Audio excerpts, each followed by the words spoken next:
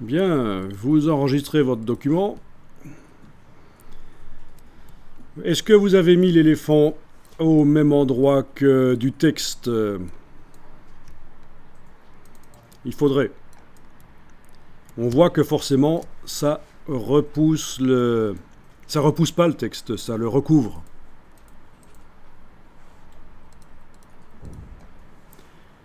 On va enclencher l'habillage, menu fenêtre, habillage de texte. Et quand vous enclenchez la deuxième icône, c'est bien entendu le bloc qui contient l'image qui habille. Ce n'est pas vraiment ce qu'on veut.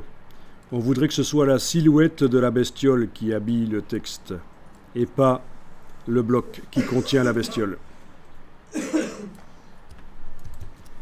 Donc, comment faire? Eh bien, il va falloir aller chercher la troisième icône ici.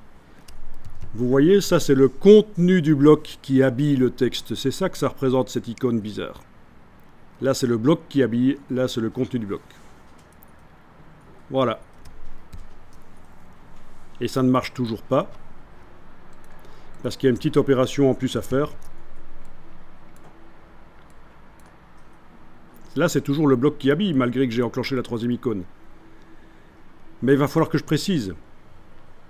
Ici, option de contour, couche alpha. Ça veut dire la transparence de l'image sert pour l'habillage. La transparence du calque.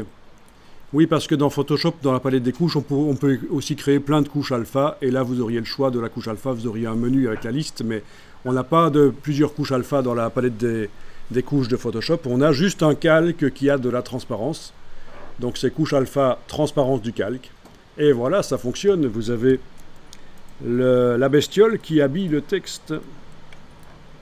Chaque fois que je bouge, il y a un calcul qui est fait par InDesign pour que le texte entoure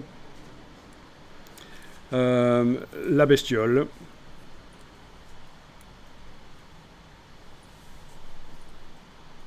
Alors ici, on n'a pas trop de problème de texte qui se met entre la trompe et la patte parce que c'est bloqué par les effets d'ombre ici.